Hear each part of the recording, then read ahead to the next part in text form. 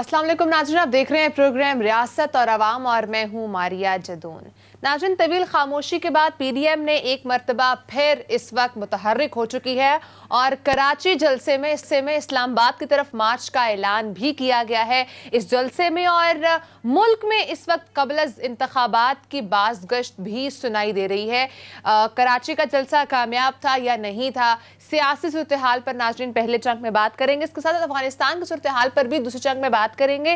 गैर मुल्की अफवाज का अफगानिस्तान से इनखला और पाकिस्तान में ट्रांजिट क़याम पर बहस शुरू हो चुकी है और इस हवाले से अपोजिशन ने भी हुकूमत पर सख्त तनकीद की है। सवाल उठाया जा रहा है कि क्या इमरान खान साहब ने एब्सोल्युटली नॉट पर कॉम्प्रोमाइज कर लिया है। इसके साथ साथ नाज़रीन प्रोग्राम के तीसरे हिस्से में बात करेंगे सहाफ़ियों को हिरासा करने से मुतालिक सुप्रीम कोर्ट ऑफ पाकिस्तान में आज खुद नोटिस केस की समाअत हुई है और दरख्वास्त देने वाले सहाफ़ियों ने अपनी दरख्वास्त वापस भी ले ली है और ये केस अब नाज़रीन तारीखी शक्ल इख्तियार करता जा रहा है। आज इस केस में क्या हुआ, आंखों देखा हाल सदीक जान आपके साथ शेयर करेंगे। नाज़रीन मेरे साथ प्रोग्राम में मौजूद है, स्टूडियो से मुझे ज्वाइन किया है सहाफ़ी तर्जियाकार सदीक जान और स्काइप के थ्रू आज हमें सहाफ़ी तर्जियाकार अदील वड़ाइच भी ज्वाइन कर रहे हैं। सदीक, प्रोग्राम का आगाज मैं आपसे करूंगी। तवील खामोशी के बाद अब से पीडीएम मुतहर्रिक हो चुकी है, लेकिन जहां पर उन्होंने जलसा किया है, एक जो सबसे बड़ी जमात पीडीएम का पहले हिस्सा थी पाकिस्तान पीपल्स पार्टी, वो अब नहीं रही। तो क्या ये दो बड़ी जमातें अलग अलग प्लेटफॉर्म से अपनी तहरीकें चला सकती हैं? देखिए मारिया, एक तो बात यह है कि बड़ा सवाल तो यही है कि अचानक ये फिर एक्टिव क्यों हो गए हैं। उसकी वजह यह है कि इस वक्त अपोजिशन जो है वो इररेलेवेंट हो चुकी थी, हो नहीं रही थी बल्कि हो चुकी थी और इसलिए ये दोबारा एक्टिव हुए हैं। लेकिन हैरान कुन तौर पर आप ये देखें कि इनको जलसा करना चाहिए था केपीके में, कहीं पे पंजाब में, वफाक में, उन जगहों के ऊपर जहाँ पे इमरान खान की हुकूमत है, लेकिन इन्होंने जलसा जाकर किया कराची में। और देखें एक और चीज़, अगर आप देखें कि कल से खैर इस पर बहस हो रही है जलसा कामयाब था या नाकाम था। मैं ज़ाती तौर पर यह समझता हूँ कि जब 8-10 हज़ार लोग मौजूद हों, चाहे वो मदरसे के कारकुनान हों या जो जिस तरह से भी हों, तो आप उसको नाकाम जलसा तो बहरहाल नहीं कह सकते। वो एक कामयाब जलसा ही होता है, 8-10 हज़ार लोग जिसमें होते हैं वो एक कामयाब जलसा होता है, लेकिन तादाद के हवाले से। लेकिन अगर आप पॉलिटिकली आप देखें तो सियासी तौर पर कामयाब जलसा आप उस वक्त कहेंगे जब उसमें होने वाले ऐलानात में कोई वजन हो। अब आप मुझे बताएं, कल का ये जलसा टोटल अगर आप देखें तो ये कुछ 6 घंटों का था ये जलसा, लेकिन इसमें से निकला क्या? 2 बातें। लोगों, इनकलाब के लिए तैयार हो जाओ, उठ खड़े हो इनकलाब के लिए, चलें जी उठ के खड़े हो गए, अब हुक्म करें।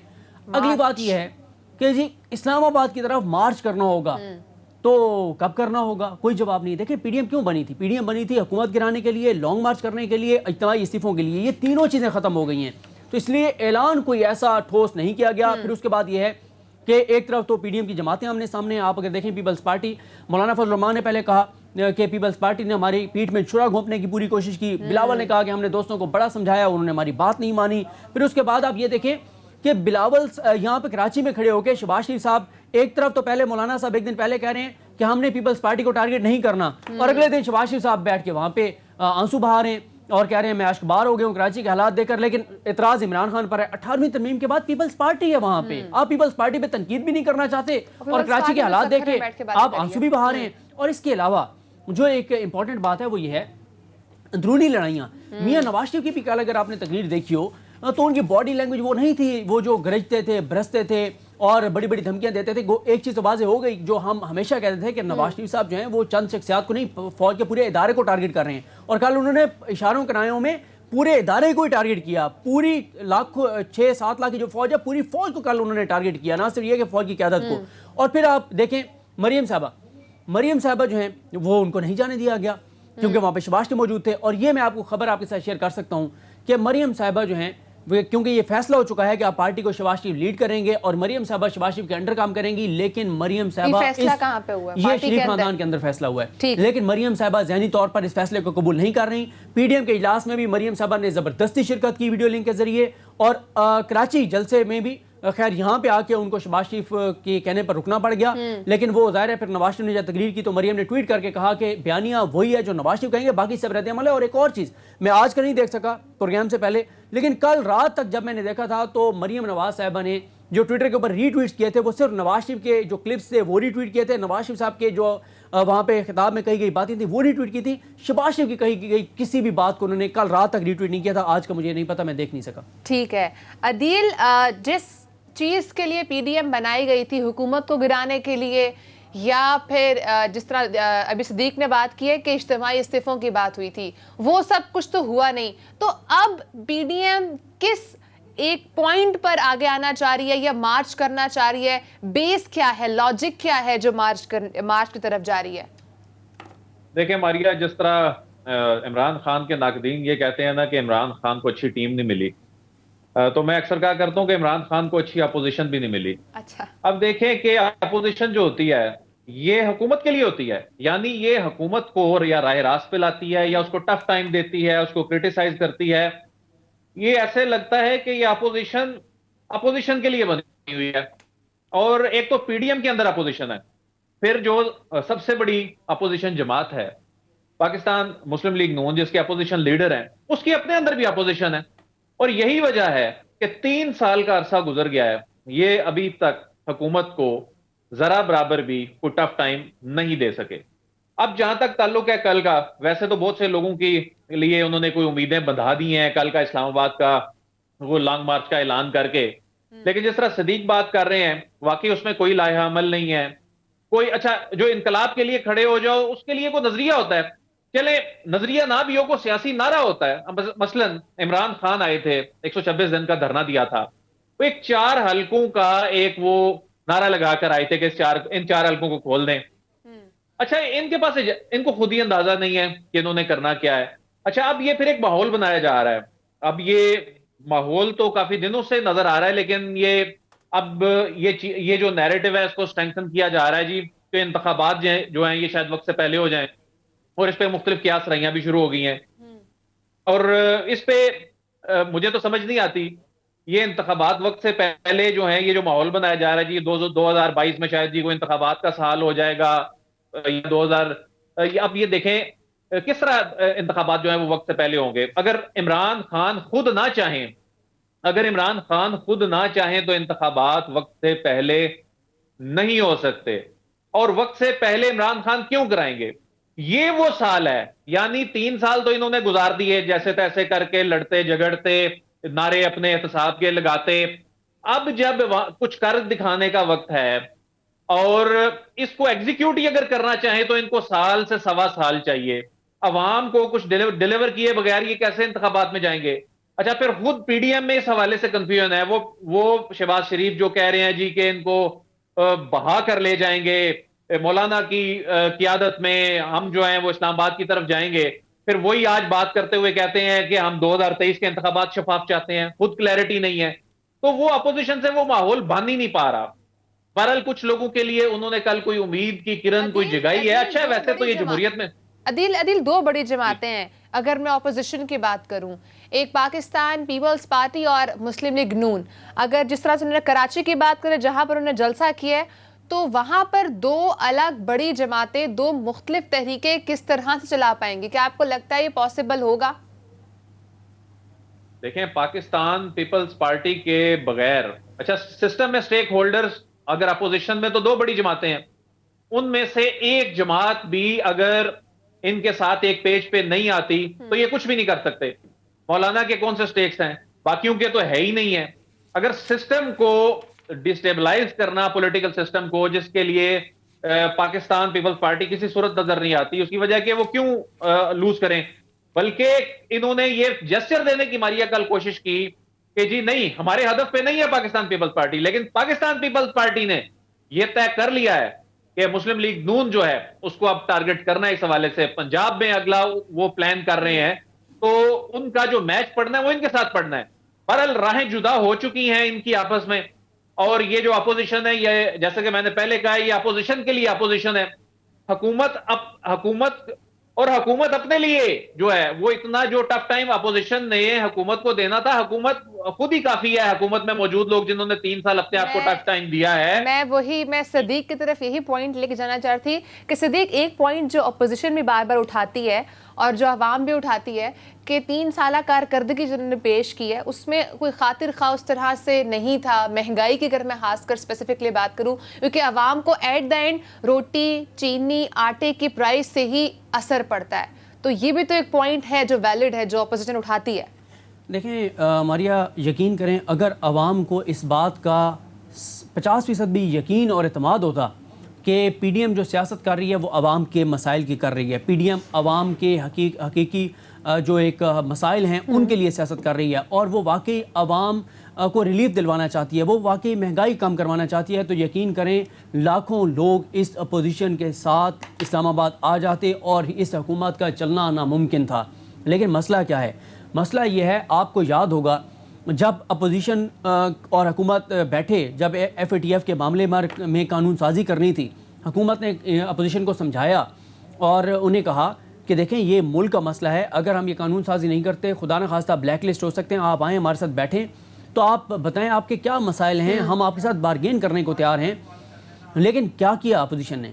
अपोजिशन ने जो लिस्ट दी थी ना मारिया, उस लिस्ट के ऊपर ये नहीं लिखा हुआ था कि ये आटा सस्ता कर दें, चीनी सस्ती कर दें, पेट्रोल सस्ता कर दें, ये चीज़ सस्ती कर दें, अद्वियात सस्ती कर दें, ये मसाइल नहीं लिखे थे। उसके ऊपर क्या लिखे हुए थे?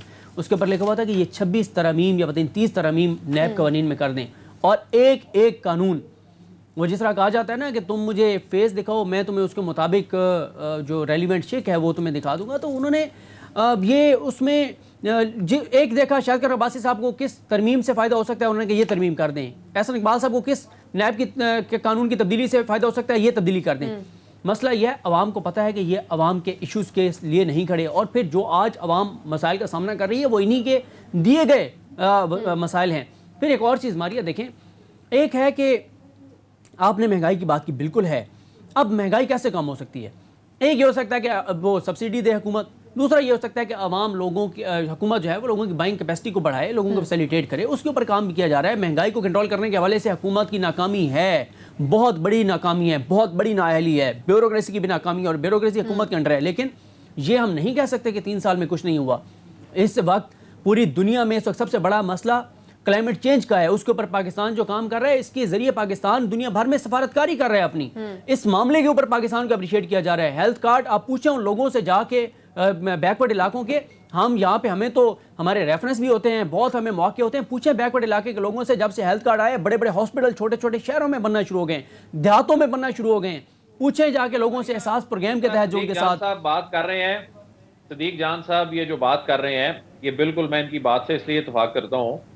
देखें, अगर पाकिस्तान तहरीक इंसाफ की हुकूमत ने कुछ नहीं किया, ठीक है, ये महंगाई के मसाइल अपनी जगह मौजूद हैं, आम आदमी का मसला है, ये हमारा मसला है, लेकिन ये मैं इससे पहले भी एक दफा बात कर चुका हूं कि मियां नवाज शरीफ ये कहा करते थे कि इमरान खान की हुकूमत गिराने की जरूरत नहीं है, ये खुद अपने बाहर से गिर जाएगी। पंजाब के हवाले से भी वो यही कहा करते थे कि इनको छेड़ने की जरूरत नहीं है, क्यों उन्हें सियासी तौर पर शहीद कराना है। अब उनको क्या जरूरत पड़ी है, वो क्यों बेचैन है, वो क्यों चाहते हैं कि पॉलिटिकली ये कोई ऐसी मामला जो है ये डिस्टेबलाइज हो, उसकी रीजन वो परेशानी है। ये जो हम हर दूसरे प्रोग्राम में बात करते हैं हेल्थ कार्ड की, हम हर दूसरे प्रोग्राम में बात करते हैं किसान कार्ड की, इस वक्त इंतखाबात की बात भी होती है। देखें, अब यही तो क्रूशियल टाइम है, यही तो वो टाइम है, 1-1.5 साल में ये पाकिस्तान तहरीक इंसाफ का भी इम्तिहान है, जिसमें इन्होंने डिलीवर करना है, तो आगे उनके लिए टफ टाइम उनको देना है। तो वो चाहते हैं कि इनको इस 1-1.5 साल में एंगेज किए रखो। पाकिस्तान तहरीक इंसाफ की हुकूमत जो नजर आ रहा है कि इलेक्ट्रॉनिक वोटिंग मशीनों के हवाले से वो जो बात कर रहे हैं, वो अपने इलेक्टोरल रिफॉर्म्स पे, यानी वो अपने इंतखाबात की तैयारी ज़हन में रख के ये साथ साथ ये सारी चीजें चला रहे हैं। और अगर ये 1-1.5 साल में जितने इन्होंने नारे लगाए हुए हैं और ये जो कार्ड हैं ये एग्जीक्यूट नहीं होता, ये सारा प्रोजेक्ट, ये सारे मंसूबे, ये लोगों तक रिलीफ नहीं पहुंचता, तो जाहिर है फिर तो अपोजिशन को कुछ करने की जरूरत ही नहीं है, ये खुद आउट हो जाएंगे। बेसिकली अपोजिशन का इस अंदाज में जो बेचैनी है वो ये बता रही है कि अगर अगले 1-1.5 साल में ये डिलीवर करने में कामयाब हो जाते हैं तो उनको वाकई वो जो पहले कहा करते थे अपने बाहर से गिरेंगे, अब इनको अपने बाहर से गिरते नजर नहीं आ रहे।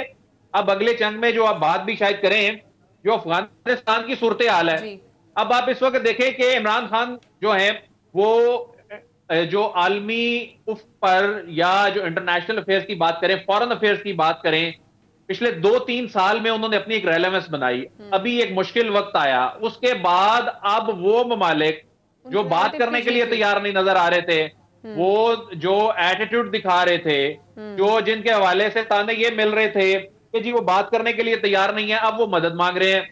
जो हमारी एयरलाइंस पर पाबंदियां लगा रहे थे, जो हमारे जो कोई रेड लिस्ट में डाल रहा है, कोई पाबंदी लगा रहा है, कोई एफएटीएफ में आर्म ट्विस्टिंग कर रहा है, वो सारे मुल्क आके आपसे मदद मांग रहे हैं, आप वो जेस्चर दे रहे हैं उनको, आप उनको, तो ये सारी चीजें जो हैं वो रेलेवेंट बना रही हैं इमरान खान को, तो जाहिर है इसका भी एक अपना पॉलिटिकल इंपैक्ट होता है जो अपोजिशन के लिए एक परेशानी की बात है।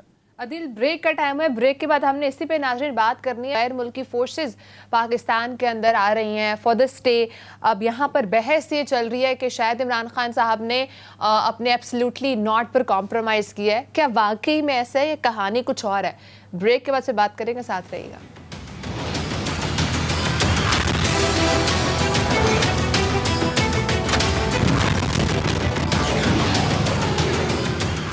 वेलकम बैक नाज़रीन। इस वक्त अगर हम बात करें अफगानिस्तान की सूरत हाल की, तो गैर मुल्की अफवाज का अफगानिस्तान से इनखला तो हो रहा है, पर पाकिस्तान में इस वक्त ट्रांजिट क़याम पर बहस होना शुरू हो चुकी है।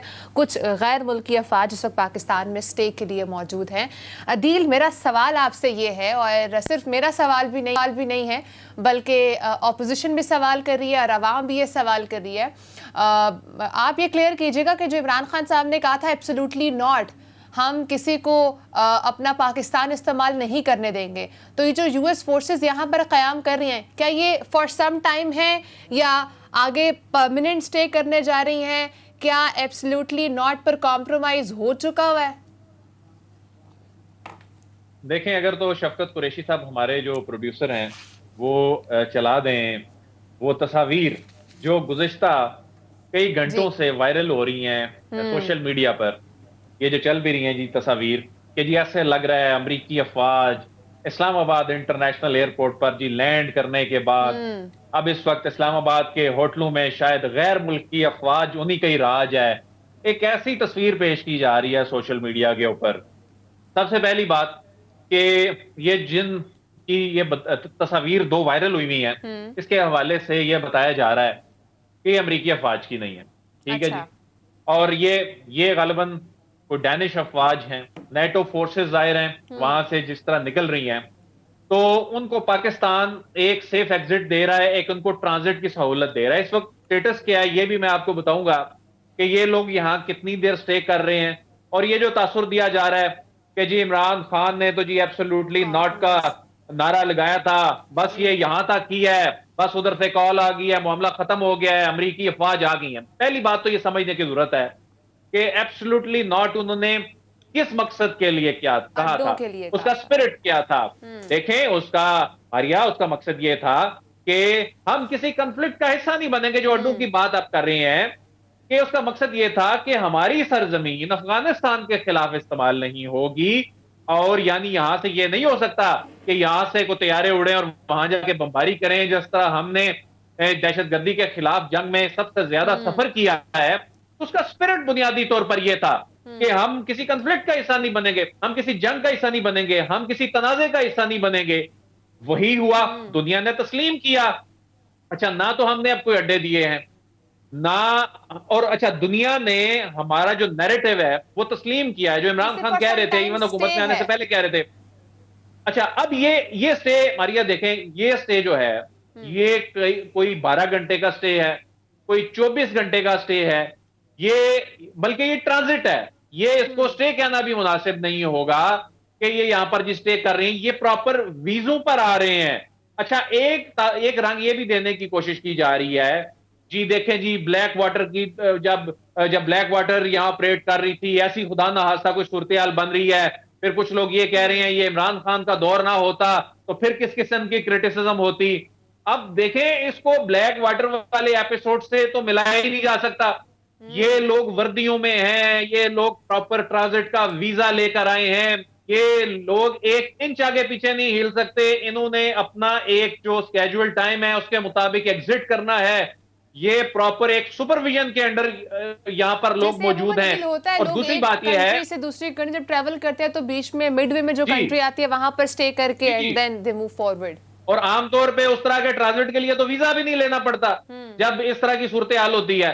और यहां पर हम एक बहुत अच्छा जेस्चर दे रहे हैं। आप ये देखें कि जो हम पहले हाफ में बात कर रहे थे कि जो ममालिक हम पर पाबंदियां लगा रहे थे, जो ममालिक एफएटीएफ के हवाले से हम पे तनकीद करते थे, जो ममालिक हमारी एयरलाइन पर पाबंदियां लगा रहे थे, वो हमारी एयरलाइन से मदद मांग रहे हैं, जी खुदारा हमारी फोर्सेस को निकालें। और अच्छा, फिर दूसरी बात ये देखें कि ये लोग हैं जो अफगानिस्तान से निकल रहे हैं, ये अफगानिस्तान वालों की भी ख्वाहिश है कि ये वहां से निकलें, और ये इनकी भी ख्वाहिश है कि ये वहां से निकलें। ये तो अपने घरों को जा रहे हैं और इनको जिस अंदाज में निकाला जा रहा है। अच्छा, फिर एक ये भी बात हो रही है कि इसके बदले पाकिस्तान को मिलेगा क्या? देखें, ये एक बड़ी अजीब सी रीत है, बड़ी अजीब सी रिवायत है कि जब इमरान खान या हमारा कोई भी लीडर बाहर जाता है तो हम ये पूछते हैं जी आप लेकर क्या आए हैं। यानी हमने क्या ये सोच लिया है कि हमने खुदा ना खास्ता अल्लाह ना करे सिर्फ मांगना ही है, हमने किसी से फायदा ही लेना है। हम तो इस वक्त इतना बड़ापन दिखा रहे हैं इंसानी हमदर्दी की बुनियाद पर।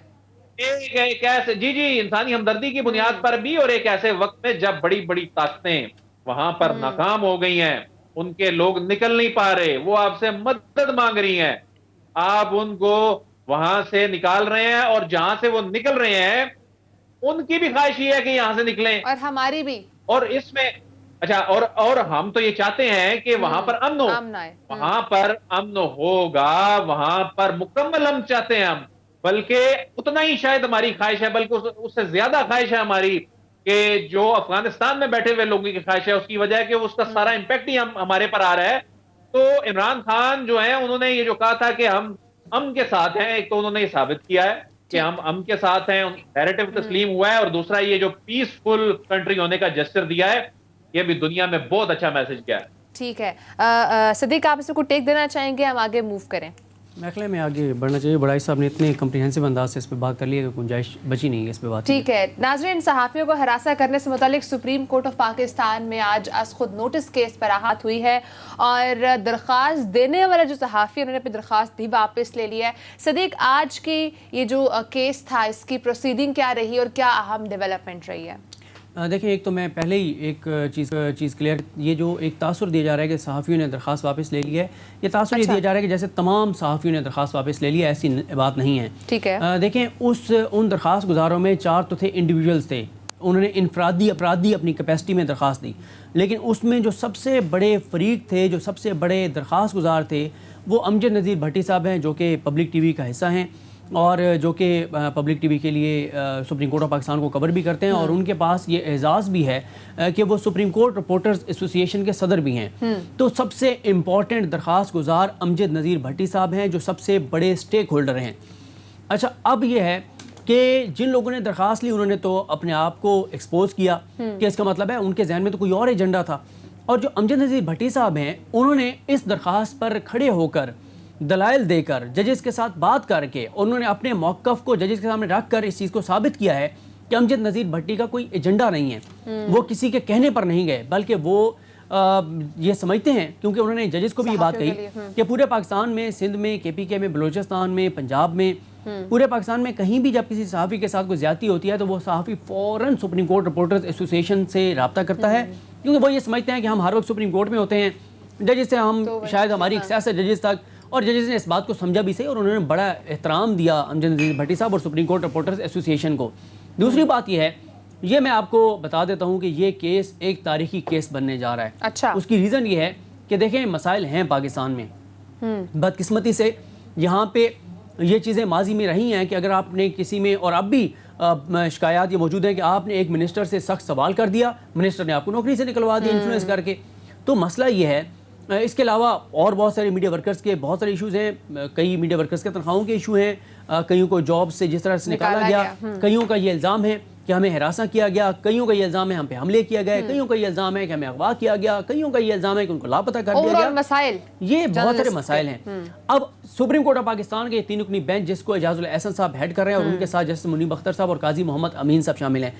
आज की समात, अगर मारिया साहबा और अदील बड़ाई साहब, अगर आज की समात किसी तरह से लाइव दिखाई जाती तो लोगों को अंदाज़ा होता कि जजेस किस उनकी बॉडी लैंग्वेज क्या थी, और किस तरह से उन्होंने ये बात क्लियर की, वाज़े की कि वो किस तरह से मीडिया की आज़ादी को यकीनी, किस तरह से वो सहाफ़ियों के तहफ़्फ़ुज़ को यकीनी बनाएंगे। और इसमें उन्होंने तमाम जो मुतलका इदारे हैं उनको नोटिस जारी कर दिए, और ये कहा है कि अगर कोई आइन में दिए गए हकूक़ को वायलेट कर रहा है तो उसको हम सज़ा भी देंगे वायलेटर को। और साथ ही ये भी कहा गया है कि सहाफ़ियों के जितने केसेस पेंडिंग हैं हमें बताएं, हम वो केस लगाएंगे, जितने मसाइल हैं हम उसके ऊपर जाएंगे। और ये बात पिछली समात पे भी वाज़ेह की थी काजी मोहम्मद अमीन साहब ने कि आज़ादी सहाफ़त पर हमला सुप्रीम कोर्ट ऑफ पाकिस्तान पर हमले के मुतरादिफ है। और आज जस्टिस मुनीब अख्तर साहब ने कहा कि सहाफ़ी जो है वो पाकिस्तान का शहरी है, उसको वो तमाम हकूक़ मुयस्सर हैं जो आइन ने दिए हुए हैं, लेकिन एक चीज़ इजाफी भी आइन ने लिखी है, पाकिस्तान के आइन ने, और वो है कि जो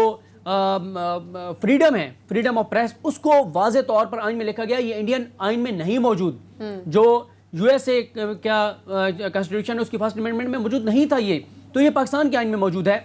और आज बार बार जजेस ने यह वाज़े किया है कि सहाफ़ी मुआशरे का ज़मीर होते हैं, कान होते हैं, आवाज़ होते हैं, ज़बान होते हैं, और सहाफ़ियों का तहफ़्फ़ुज़ यकीनी बनाना सुप्रीम कोर्ट ऑफ पाकिस्तान की जिम्मेदारी है, आइनी जिम्मेदारी है, जिन जजेस ने हलफ उठाए हुए आइन के ऊपर।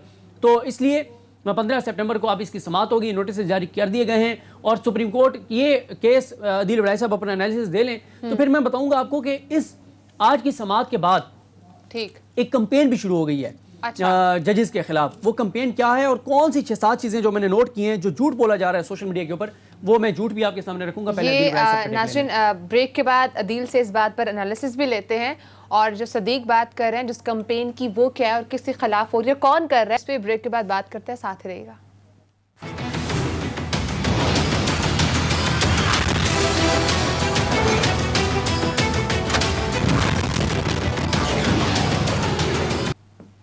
Welcome back. नाज़रीन सहाफ़ियों को हिरासा करने से मुतालिक आज जो सुप्रीम कोर्ट ऑफ पाकिस्तान में समात हुई उसके हवाले से हम बात कर रहे थे। अदील, मैं चाहूँगी इसके ऊपर आप भी अपना एनालिसिस दें, आप इस मामले को किस तरह से देख रहे हैं।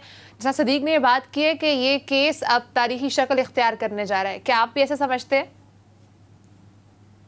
देखें, सदीक जान ने जिस तरह पहले बात की ना कि जो तासुर दिया जा रहा है कि बाकी साफियों ने वापस ले ली, और यानी तमाम साफियों ने वापस ले ली। एक जो अमजद भट्टी साहब हैं, हमारे पब्लिक टीवी के हैं, और बड़े अच्छे सुप्रीम कोर्ट के ना सिर्फ रिपोर्टर हैं बल्कि प्रेस रिपोर्टर जो एसोसिएशन है सुप्रीम कोर्ट की, उसके ये प्रेसिडेंट हैं। तो असल जो स्टेक होल्डर है वो इसलिए ये है कि ये प्रॉपर एक बॉडी है जिसको हमारे ऑनरेबल जज साहिबान बड़ी कदर की निगाह से देखते हैं।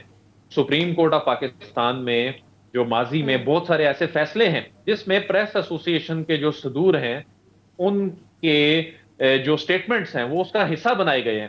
तो अदालत की संजीदगी का आलम यह है, देखें अदालत इसमें जो फंडामेंटल राइट्स की प्रोटेक्शन के हवाले से जो जज साहिबान बात किया करते हैं ना, वो उन्होंने साबित कर दिया है कि बाकी जो लोग आए वो पता नहीं कोई एजेंडे के तहत था, नहीं था, लेकिन जिस अंदाज में वो दरख्वास्तें वापस नहीं है कि यानी वो तो फिर कुछ और ही कहानी नजर आती है। लेकिन उसमें हमारी जो प्रेस एसोसिएशन है सुप्रीम कोर्ट की, उसका बड़ा पॉजिटिव रोल है, और वो खड़े हो गए हैं इस मामले पे कि हम इस मामले पे इसको आगे लेकर चलेंगे। और जज साहिबान जो हैं वो अब ये वाकई मैं खुद ये समझता हूं कि ये एक तारीखी केस इसलिए बनने जा रहा है कि इस मुल्क में आजादी इजहार और आजादी सहाफत के हवाले से जो खासतौर पे प्रोपेगेंडा किया जाता है और वो तस्वीर दुनिया को दिखाई जाती है, और उसकी बुनियाद पर पाकिस्तान से मुतल्लिक जो रिपोर्ट्स बनती हैं और क्या क्या कहानियां सुनाई जाती हैं, मेरा ख्याल है जरूर है, लेकिन उनको हल करने का एक तरीकाकार होना चाहिए।